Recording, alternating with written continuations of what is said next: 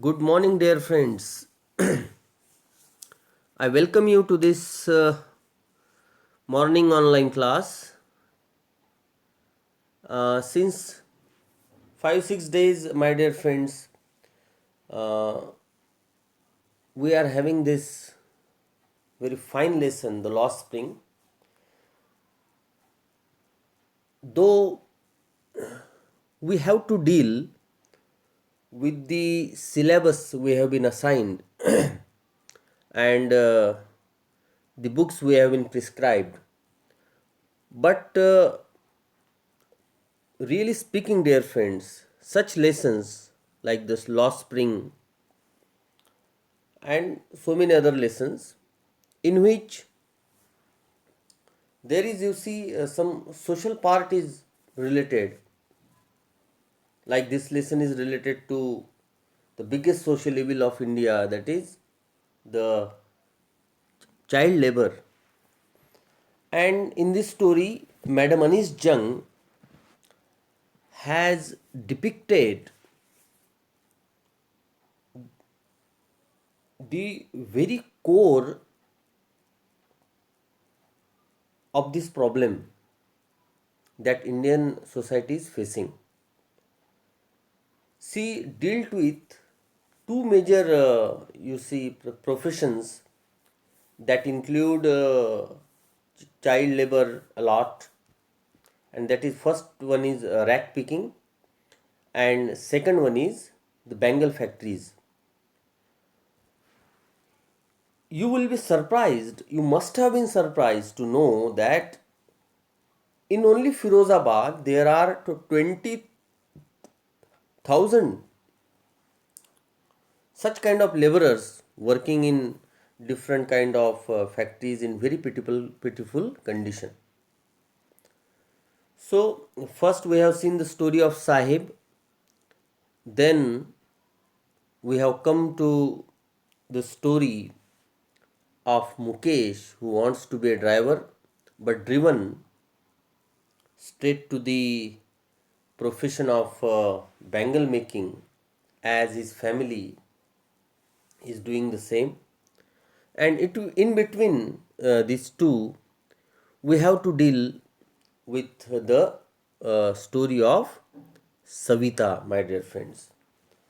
Now, see what is there. See this pic, especially I have brought it for you.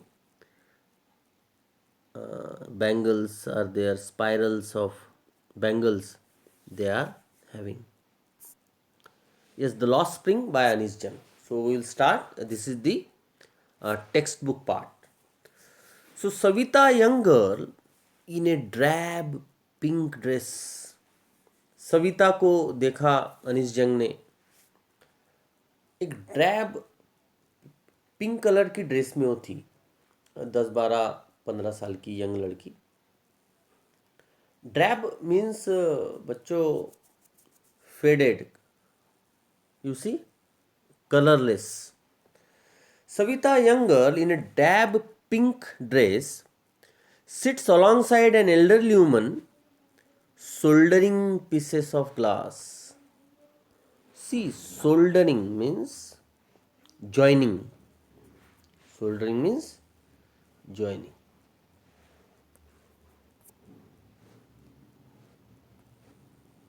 Okay. Savita, young girl in a drab pink dress, sits along with an elderly woman. एक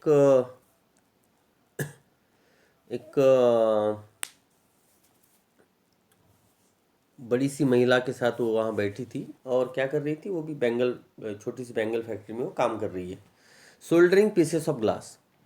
As her hands move mechanically like the tongues of a machine. Like the tongues of a machine. Tongues बोलते हैं, देखिए, machine के कांटे. और टोंग होता है हमारे घर में जो हम, जिससे हम चाय पकड़ते हैं, है ना, जिससे हम सब्जी पकड़ते हैं, पकड़ भी उसको बोलते हैं मराठी में. तो वो यहाँ मैंने चित्र भी बनाए हैं, देखिए आपको अगर समझ में आएगा. देखिए ये बच्ची अभी शायद टोंग से कुछ काम कर रही है. देखिए वो भर रही है उसमें कलर. ठीक, यहाँ आपको समझ में आया, ये है टोंग. This is Tong. और ये बैंगल का भी चित्र है यहाँ पे। ड्रैप का मतलब फेडेड, सोल्डरिंग यानी joining, tongs mean an instrument to catch hold thing. Okay, so as her hands move mechanically like the tongs of a machine, I wonder if she knows the sanctity of the bangles she helps make. तो writer बोलती है कि मुझे आश्चर्य हो रहा है, मुझे पता नहीं कि जो चूड़ियाँ वो बनाने में उस एल्डरली वुमन की मदद कर रही है या उसके साथ काम कर रही है, उसको पता भी है इसका क्या महत्व है, चूड़ियों का महत्व क्या है एक लेडी के जीवन में। देखिए दोस्तों, सैंक्टिटी का मतलब होता है, सैंक्टिटी मीन्स सैक्रेडनेस, पवित्रता, प्यूरिटी। तो बैंगल्स का क्या महत्व है महिलाओं के जीवन में, बताइए। यस, बैंगल्स ऑस्पिशियस मानी जाती है, शुभ मानी जाती है ना। जो क्या सुहागन महिलाएं जो होती है वो चूड़िया पहनती है। तो सविता के बारे में बोल रही है अनीस जंग, इतनी छोटी बच्ची है वो, वहाँ काम कर रही है, उसको पता भी नहीं कि इसका महत्व क्या है, चूड़िया कितना मायने रखती है महिलाओं के जीवन में। इट सिम्बोलाइजेस, तो क्या सिम्बोलाइज करती है चूड़िया? It symbolises an Indian woman सुहाग। यू सी, आपने फिल्मों में देखा होगा, मम्मी से आपके सुना होगा, आपकी सोसाइटी में सुना होगा। इट सिम्बोलाइजेस एन इंडियन वुमन सुहाग, भारतीय महिला का सुहाग की पहचान है वो, सिंबॉलिकल है उसका। ऑस्पिशियसनेस इन मैरिज, और ऑस्पिशियस का मतलब होता है शुभ, ऑस्पिशियस यानी शुभ। देखिए मैंने यहाँ पे पूरे वर्ड की मीनिंग लिखी है। देखिए, ड्रैब हो गया, सोल्डरिंग हो गया, टोंग्स हो गया, सैंक्टिटी यानी प्यूरिटी, पवित्रता, ऑस्पिशियस यानी गुड ओमेन, शुभ। ओके, तो डाउन ऑनर आगे आएगा, है ना। ओके फाइन, ऑस्पिशियस मीन शुभ। तो one day auspiciousness in marriage it will dawn on her suddenly. It will dawn का मतलब होता है रियलाइज करना, हाँ, वो तुरंत रियलाइज करेगी। It will dawn on her suddenly one day when her head is draped with red well. Well पहले भी आया शब्द, वेल यानी घूंघट। तो उसको इसका महत्व तब पता चलेगा, इसका संबंध जो है महिलाओं से क्या है उसको तब पता चलेगा जब अचानक से जो है उसके सिर के ऊपर जो है कभी घूंघट ओढ़ दिया जाएगा और वो दुल्हन बन जाएगी। ड्रैप्ड यानी कवर्ड, ड्रैप्ड का मतलब कवर्ड होता है। रेड वेल है ना, लाल घूंघट उसके ऊपर ओढ़ दिया जाएगा। लाल जोड़े में महिलाओं को, लड़कियों को जो है शादी का जोड़ा पहनाते उसको। Her hands dyed red with henna. Henna होता है मेहंदी, मेहंदी, हाँ, हेना मीन्स मेहंदी, लड़कियां सब समझ जाएंगी। Her hands dyed red with henna and red bangles rolled on to her wrists. Wrist यानी हाथ, और उसके हाथों के ऊपर जब चूड़ियाँ पहनाई जाएगी, उसके हाथों में मेहंदी लगाई जाएगी, तब सविता को पता चलेगा कि इसका ऑस्पिशियसनेस क्या है, इसका महत्व क्या है, इसकी प्यूरिटी क्या है। She will then become a bride. उसके बाद वो क्या बन जाएगी? ब्राइड बन जाएगी, दुल्हन। ब्राइड मीन्स दुल्हन।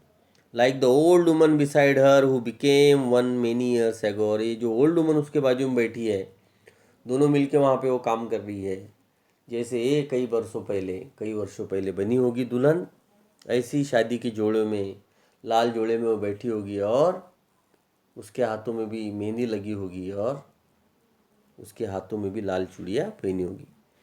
She still has bangles on her wrist but no light in her eyes. देखिए क्या बात बोल, सडनली ट्विस्ट कर जाती है अनीस जंग। सडनली अपनी जो है एकदम फिक्शनल बातों से जो है एकदम से वो रियलिटी में कूदती है। ये उसकी खासियत है, उनकी खासियत है ये, उनकी लिखावट की। आज भी उस महिलाओं के हाथों में चूड़ियाँ लगी है, लेकिन उसकी आंखों की चमक जो है जा चुकी है। क्या बोलती है महिला, देखिए बड़ा भारी सेंटेंस है ये। एक वक्त शेर भर खाना भी नहीं खाया, सी सेज। मतलब पूरा जीवन भर मेहनत करती रही, पूरा जीवन भर ये बैंगल्स फैक्ट्री में मैं काम करती रही, वो महिला बोलती है। लेकिन मैडम, एक वक्त भी जो है शेर भर खाना नहीं मिल पाया उसको। शेर भर का मतलब होता है कंप्लीट। शेर भर का मतलब यहाँ पे कंप्लीट। शेर क्या है? एक मानक है, इंस्ट्रूमेंट है किसी चीज़ को गिनने का, है। जैसे बोलते हैं ना 1 किलो 2 किलो होता है, वैसे पहले क्या होता है, पहले के ज़माने में ऐसे कोई देसी उनके मानक होते थे, देसी उनके जो है इंस्ट्रूमेंट्स होते हैं, उससे वो गिनते थे, तो उसको शेर भर होते हैं, शेर भर गेहूँ दे दिया, है ना, ऐसा।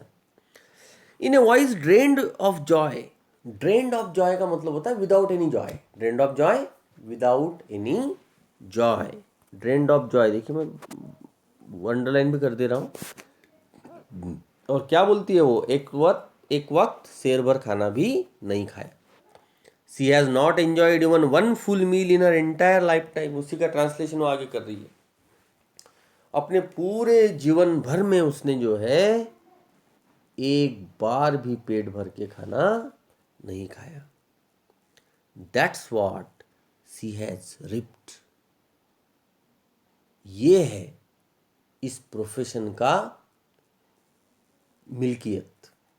इस प्रोफेशन से, इस बैंगल फैक्ट्री में काम करने वाले मजदूरों को अपने पूरे जीवन भर में एक वक्त का खाना भी ठीक से उनको नहीं मिलता। This is what she has ripped. Ripped देखिए दोस्तों, मैंने रिप्ड का मतलब होता है रिसीव्ड, रिप्ड का मतलब रिसीव्ड। ये है जो उसने रिसीव किया अपने पूरे जीवन भर में। Okay. Her husband an old man with a flowing beard says, उसका हस्बैंड भी वहीं पे था आसपास, फ्लोइंग बियर्ड थी, उसकी लंबी सी दाढ़ी थी। वो कहता है I know nothing accept bangles, बस मुझे यही काम आता है बैंगल मेकिंग का, मुझे उसके अलावा कुछ भी नहीं आता। All I have done is to make a house for the family to live in, बस पूरे जीवन भर में मैं एक ही काम कर पाया, कैसा तो भी ये अपना खुद का टूटा फूटा घर मेरे फैमिली के लिए मैं बना पाया। Hearing him one wonders if he has achieved what many have failed in their life time, he has a roof over his head. अगर उसको आप सुनेंगे तो आपको लगेगा कि उसने वो हासिल कर लिया है जो बड़े बड़े लोग हासिल नहीं कर पाते। क्या? अपने घर के ऊपर छत। इसकी छोटी सी स्लाइड मैंने आगे भी बनाया हूँ। देखिए लड़कियाँ कैसे काम कर रही है ना। वर्ड की मीनिंग देख लेना। ये चूड़ी है ना, शादी का जोड़ा चूड़ी है, ये दुल्हन है, ठीक है। ये टोंग का चित्र मैंने बनाया यहाँ पे। ओके, ये उसका एक्सप्लेनेशन है, पढ़ लेना थोड़ा। Hearing him, one wonders if he has achieved what many have failed in their lifetime. He has a roof over his head. Roof over his head का मतलब यहाँ पे क्या है? Roof over his head मतलब हाउस, है ना, खुद का हाउस, घर। ओके, उसको बोलते हैं roof over his head. Okay. The writer wonders that probably the old man has achieved something which many other people have not been able to achieve. At least he has been able to secure a shelter for his family. मतलब कम से कम उसने अपने घर, अपने परिवार के लिए घर तो भी बना लिया है, बाकी कुछ नहीं कमा पाए वो आगे। आई होप आपको ये पार्ट समझ में आया होगा। थोड़ा सा और अच्छे से इसको पढ़ लेना, मैंने बहुत अच्छे से इसको आपके लिए निकाल के लाया, बनाया है। ओके, देखिए ये सब काम कर रहे हैं, ये भी लोग बस उसके जैसे है ना। They would know nothing accept making bangles. देखिए एक के ऊपर एक, एक के ऊपर एक, ऐसे piles of spiral bangles. Okay, now the cry of not having money to do anything except carry on the business of making bangles, not even enough to eat, rings in every home. बोलती है कि ये जो cry है, पैसे नहीं होना, है ना, दूसरा कोई व्यवसाय नहीं होना, क्योंकि इतना बिजी रहते 12 घंटे 14 घंटे 16 घंटे, वो दूसरा क्या क्या काम करेंगे। तो ये हर घर की कहानी है। The young man echo the lament of their, echo का मतलब होता है रिपीटेशन ऑफ समथिंग। इको का मतलब रिपीटेशन। द लैमेंट है ना, दुख, लैमेंट मीन्स दुख, ऑफ देयर एल्डर्स। तो जो एल्डर्स बोलते हैं कि हमको इसके अलावा कुछ नहीं आता, है ना, एक शेर भर खाना भी हम जीवन भर नहीं खा पाए, यही चीज जो यंग यंग लोग बोलते हैं। मतलब जनरेशन टू जनरेशन जो है उनकी स्थिति वही है, उसमें कोई बदलाव नहीं आ रहा है। Little has moved with time, कुछ भी नहीं बदला, समय बदलता जा रहा है लेकिन इनके जीवन में कुछ भी नहीं बदला, है ना। साहेब की स्टोरी में मैडम अनीस जंग ने वो स्टोरी बताई थी प्रीस्ट की फर्स्ट जनरेशन जो है बुरी स्थिति में थी, लेकिन सेकंड जनरेशन आते आते उनके पास जूते आ गए, कपड़े आ गए, उनकी परिस्थिति बदल गई। लेकिन ये एक ऐसा सेक्ट ऑफ सोसाइटी है जिनके जीवन में कोई बदलाव आने वाला नहीं है। Little has moved with time, कुछ भी नहीं बदला समय के साथ। It seems in Firozabad years of mind numbing toil, वर्षों का mind numbing toil have killed all initiative and the ability to dream. वर्षों से जो दिमाग को झकझोर देने वाला उनका टॉयल है, टॉयल है ना हार्डवर्क होता है दोस्तों, टॉयल है ना hard work, toil have killed the initiative. Initiative यानी शुरुआत, इनिशिएटिव का मतलब होता है शुरुआत, स्टार्ट, कोई नई स्टार्ट उनको ये करने ही नहीं देता। And the ability to dream. Okay, आगे। So rings means sound, echo means repeat, lament means complaint, mind numbing means boring है ना, continuous, and toil means physical hard work. Okay, आगे देखिए। तो मैंने उन एल्डर्स और यंग लोगों, वहाँ पे सब लोग बैठे थे, मैंने उनसे कहा why not organise yourself into a cooperative. तो तुम लोग इतना कार्य करते रहते हो, काम करते रहते हो, क्यों एक आध ऑर्गेनाइजेशन नहीं बनाते, एक कोऑपरेटिव संस्था क्यों नहीं बनाते, है ना, सबकी मिली सहकारी संस्था जिसको बोलते हैं cooperative. I ask A group of young man who have fallen into the vicious circle of middlemen who trapped their fathers and forefathers, even if we get, वो और वो आगे आगे वो बोलते हैं, even if we get organized we are the ones who will be hauled up to by the police। hauled up का meaning देखिए क्या है आगे। hauled up means taken away, hauled up का मतलब यहाँ पे है taken away। ओके, ले जाएंगे हमको। हम वो बोलते हैं ये इतने पावरफुल है, बैंगल मेकर्स जो है फैक्ट्री के मालिक, और मिडलमैन होते हैं दलाल, बीच में के काम करने वाले, वो इतने पावरफुल है कि वो पुलिस हमको उठा के ले जाएगी। Okay, even if we get organise, अगर हम ऑर्गेनाइज होते भी है तो कोई फर्क उससे नहीं पड़ेगा। Even if we get organise we are the ones who will be hauled up by the police, beaten and dragged to jail for doing something illegal। हमको जेल के अंदर भरा जाएगा और हमको मारा पीटा जाएगा क्योंकि हम कुछ इलीगल कर रहे हैं। एक्चुअली संविधान ने हमें राइट दिया है, हर वर्कर को राइट दिया है, लेकिन ऑर्गेनाइजेशन होनी चाहिए आपको, कोई आपकी अपनी ऑर्गेनाइजेशन होनी चाहिए, कोई आपकी अपनी जो यूनियन होनी चाहिए, तब जाके आपके अधिकारों की रक्षा होगी। Even if we get organized, we are the beaten and dragged to jail for doing something illegal। They say there is no leader among them। उनके बीच में कोई लीडर नहीं है, सब वर्कर्स है। No one thinks differently। No one thinks differently। Their fathers are as tired as they are। वो young बच्चे जितने थके हुए हैं उतने वो उनके फादर्स जो है, उनके जो एल्डर जनरेशन है वो भी थकी हुई है। They talk endlessly in a spiral, moves from poverty to apathy to greed and to injustice. सबके सब बात करते हैं, पॉवर्टी की बात करते हैं, अपाथी की बात करते हैं, उनके जीवन में आने वाली परेशानियों की बात करते हैं, अन्याय की बात करते हैं, ग्रीड की बात करते हैं। समझ रहे ना, ग्रीड यानी लालच। किसका लालच? फैक्ट्री मालिकों का लालच। और ये लालच के वजह से इनके साथ जो इंजस्टिस होता है ना, पॉवर्टी टू अपाथी, सबके बारे में वो बात करते हैं। अपाथी का मतलब यहाँ पे दुर्लक्ष्य करना, किसी के ऊपर ध्यान नहीं देना, है ना, इनके अच्छाई की तरफ ध्यान नहीं देना, इन सबके ऊपर बात करते हैं, लेकिन उनके जीवन में कोई बदलाव नहीं आता। Listening to them I see two distinct worlds, है ना, उनके साथ बात करके वो बोलता है कि मुझे दो अलग अलग दुनिया वहाँ पे पता चली। कैसी दो दो अलग अलग दुनिया है मैडम के लिए? Now listening to them I see two distinct worlds, अलग अलग, different, distinct means different.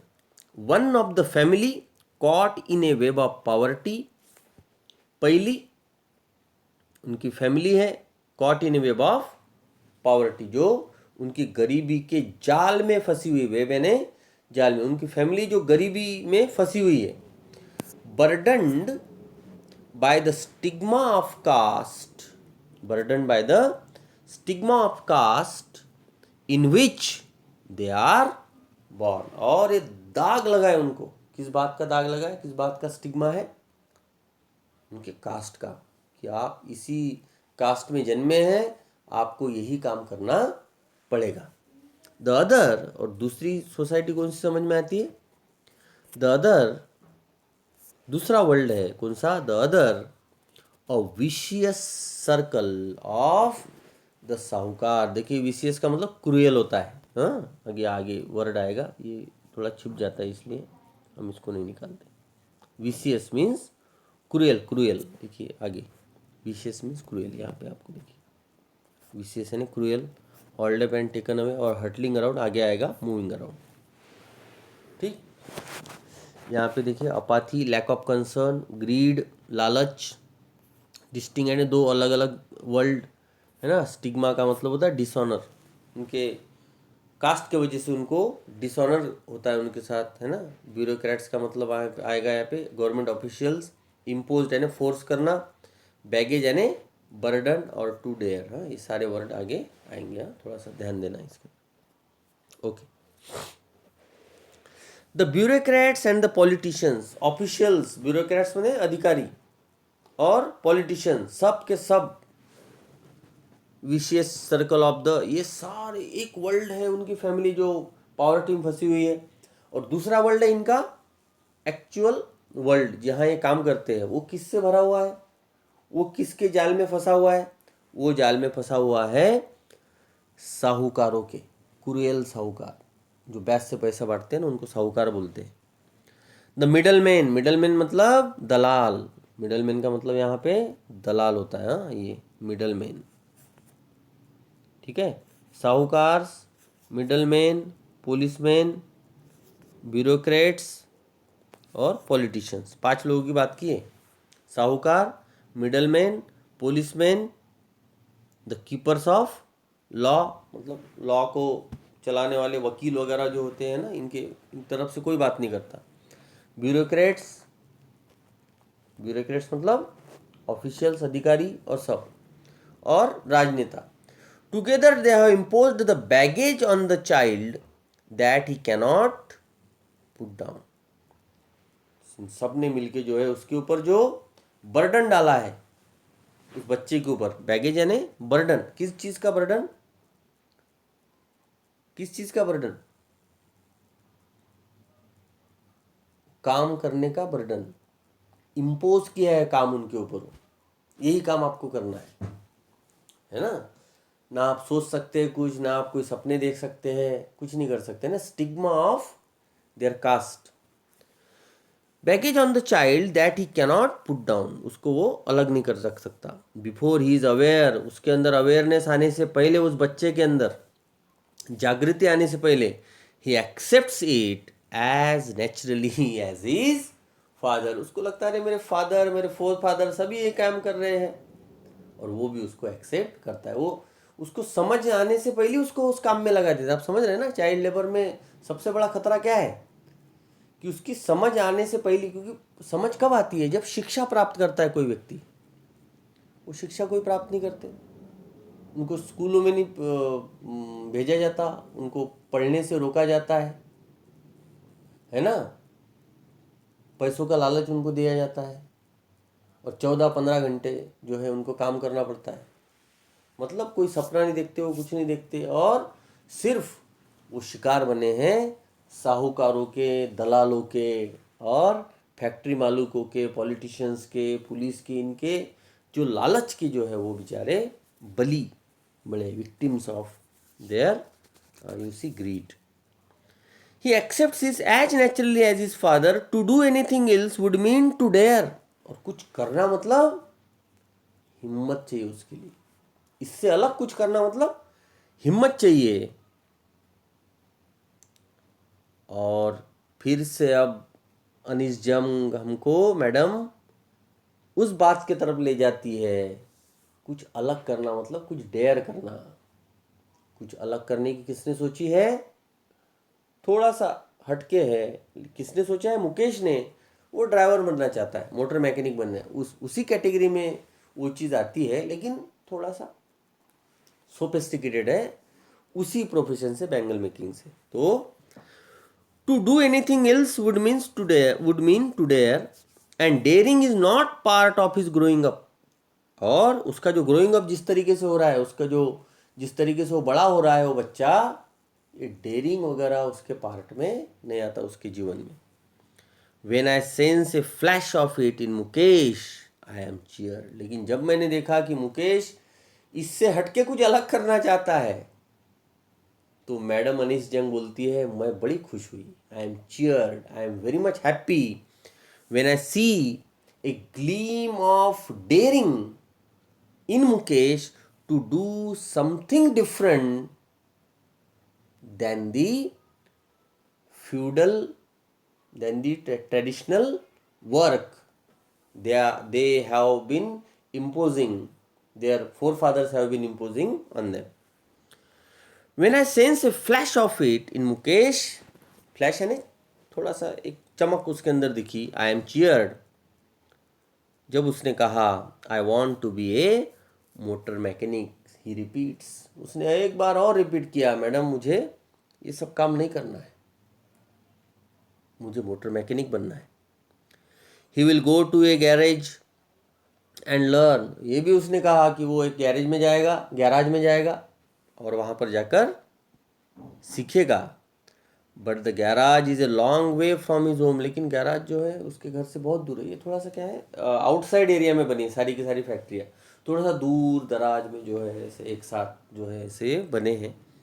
तो गैरेज जो है एक्चुअल में जहाँ पे उसको बड़े गैरेज में सीखने जाना है, तो वो घर से उसके थोड़ा दूर है. तो मैंने उससे पूछा मैडम ने कि इतना दूर है गैराज, तुम जाओगे कैसे? बोलता है आई विल वॉक, मैं चल के जाऊँगा मैडम. ही इंसिस्ट, जोर दे के बताया. Do you also dream of flying a plane. मैंने पूछा कि मुकेश तुम सपना देख रहे हो, इससे कुछ अलग करने का, बहुत अच्छी बात है. क्या तुम्हारे मन में कभी आया कि मुझे कभी पायलट बनना है, मुझे प्लेन्स को फ्लाई करना है ना, प्लेन उड़ाना है, हवाई जहाज चलाना है. He is suddenly silent. वो एकदम से साइलेंट हो गया. एक छोटा सपना उसने देखा था, मैडम ने और उससे बड़े सपने की बात कर दी. नो ही सेज, उसने कहा नहीं madam. Staring at the ground, वो धरती की तरफ देखते रहा, डाउन कास्ट है ना, थोड़ा सा बुरा लगा उसको. In a small murmur there is an embarrassment. और जो नो बोल रहा था उस मर्मरिंग में, उस धीमी आवाज में, मर्मर का मतलब होता है धीमे आवाज में, देर इज एन एम्बेरसमेंट, उसमें एक शर्म थी. That has not an turn into regret. और वो दुख में अभी भी परिवर्तित नहीं हुई थी, अभी भी वो शर्म ही थी, है ना. अभी भी उसको उस बात का दुख नहीं लग रहा था एकदम से कि वो पायलट नहीं बनना चाहता. He is content to dream of cars that he sees hurtling down the streets of his town. He is content enough. He is satisfied enough. वो satisfied था. इसी बात में वो satisfied है. किस बात में? कि वो कार ड्राइवर बनना चाहता है, क्योंकि फिरोजाबाद में कई सारी कारें वो इधर से उधर जाते हुए हर्टलिंग डाउन, समझते ना, ये वर्ड का मीनिंग देखिए यहाँ पे देखेंगे. Hurtling down, moving around. हाँ, ये देखिए, ये मूविंग अराउंड, ये यहाँ पे. ओके, तो he is content to dream. Content mean satisfied. To dream of car that he sees hurtling down the street of his own. चलो ठीक है, मैडम बोलती है.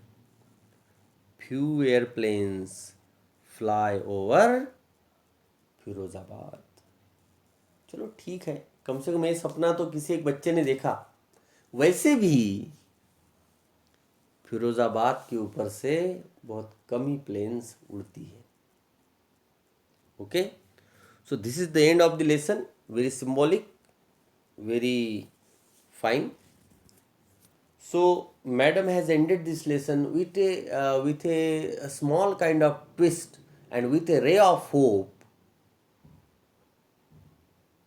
in the face of Mukesh.